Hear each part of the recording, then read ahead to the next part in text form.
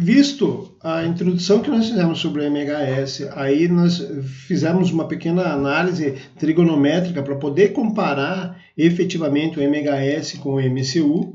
Agora nós vamos falar sobre uma grandeza muito importante que nós definimos anteriormente, que é o período de oscilação, né, para o sistema do movimento harmônico simples. E aqui nós vamos tentar encontrar não só aquela coisa de medida, mas qual é a relação desse período com o sistema físico. Ou seja, no exemplo que a gente deu, o sistema massa-mola. Se eu mexer na massa, mexe no período? Se eu mexer na mola, mexe no período? Como que mexe? Qual é o que influencia mexer na massa e na mola? E nós vamos avançar um pouquinho mais hoje e vamos falar sobre um outro sistema, que é o pêndulo simples, que não esqueçam, esse aqui é o objetivo do trabalho prático de vocês, tá? Então vamos lá para a aula.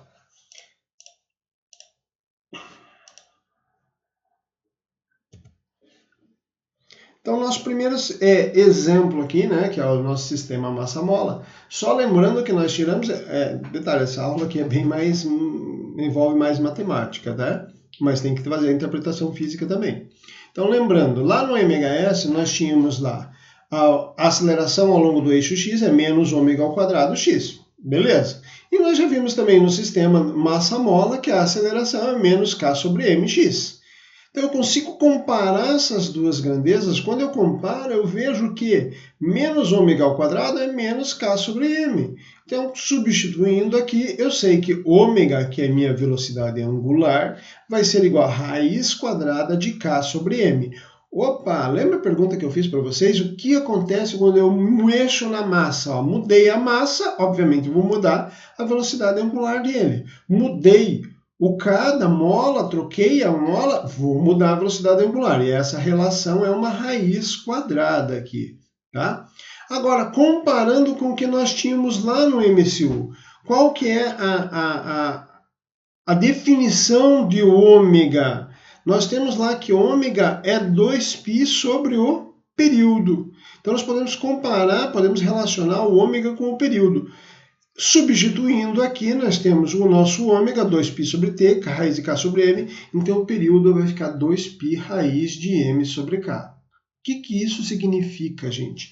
Significa algo muito importante, que o período depende diretamente, depende com a raiz quadrada, né? Mas depende diretamente da massa e inversamente proporcional à raiz quadrada do k.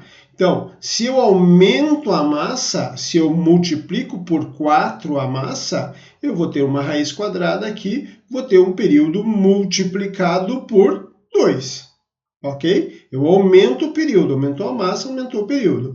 Se eu aumento o K, ou seja, a mola se torna mais dura, eu vou ter um período menor. Ele vai oscilar num tempo muito menor. Tá? Aumentando o K, diminui o período. Então, e o mais importante aqui, olhando para essa grandeza, o período não depende da amplitude de oscilação.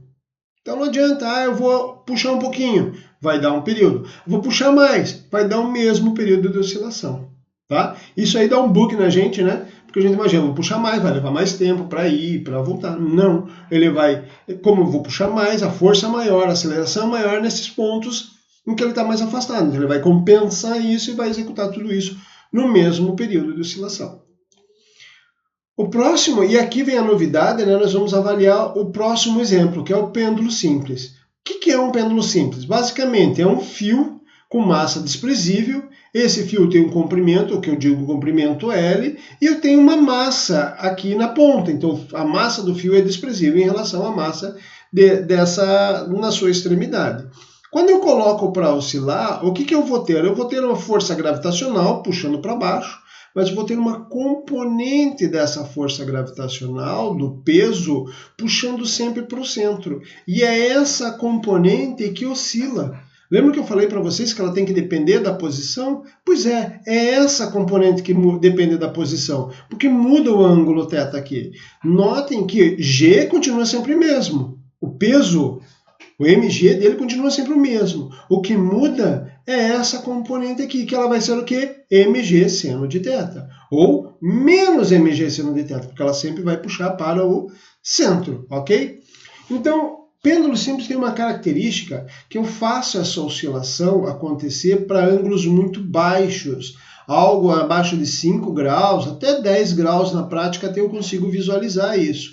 Para que isso? Para que depois eu facilite minhas contas aqui na frente, tá? Então vamos lá. Então, em primeiro lugar, o pêndulo, quando eu faço isso, ele descreve aqui um arco de circunferência de comprimento S e a projeção sobre o eixo X, eu não estou mostrando aqui a projeção, mas a projeção sobre o eixo X, ela é muito próxima do arco de circunferência, porque eu estou trabalhando com um ângulo muito baixo, então elas têm valores muito próximos. E então eu vou ter que o x vai ser aproximadamente igual a L vezes o θ. Quem que é L? O raio da circunferência vezes o ângulo. Lembra? Arco de circunferência. Já estudaram isso? Se não estudaram, vão atrás da matemática lá para estudar sobre isso, tá? L vezes θ. Bom, chegando nisso, eu volto para a minha aceleração no eixo x. Movimento harmônico simples. Se isso aqui é um movimento harmônico simples, ele tem que obedecer aquilo que nós falamos antes. Onde a aceleração é ômega ao quadrado vezes x. Esse ômega ao quadrado, ou menos ômega ao quadrado x, né? Esse ômega ao quadrado é minha constante de proporcionalidade. Quem é x? Lθ. Tá aqui. Note que agora a minha aceleração vai ser a minha constante de proporcionalidade menos ômega ao quadrado L. Ok? Também podemos comparar aqui com a lei de Newton, né? Aqui na segunda lei de Newton nós fizemos isso aqui para poder chegar nesses valores aqui, tá? Eu tenho que acelerar um pouco para a gente não estender demais esses vídeos, senão ficam muito longos. Então, tirando lá da nossa segunda lei de Newton, né? Que nós vimos ali, a aceleração é menos mg seno de θ sobre m. Então, fica g seno de θ. Se o ângulo é muito pequeno, seno de θ aproximadamente igual a θ. Com isso, a aceleração vai ficar menos gθ. Então, aqui de novo, eu consigo relacionar essa aceleração que ele tem com a aceleração gravitacional e com o ângulo, tá? Não mais com x, não com a posição em x, mas com o ângulo θ que eu estava trabalhando. Então, eu consigo comparar as mesmas coisas. Né? Então, vamos lá. Comparando as duas. Na nossa equação anterior, nós tínhamos a x menos ômega ao quadrado L, θ. E agora eu vou ter a menos GL. O que significa isso? Que esses dois termos aqui são iguais. Relacionando, eu tenho que ômega é igual a raiz de G sobre L. Opa! Então, eu tenho aqui, no ômega, eu tenho a aceleração gravitacional que atua sobre quem? Sobre o corpo. E eu tenho o comprimento, que é a parte do fio, que é a característica física do fio.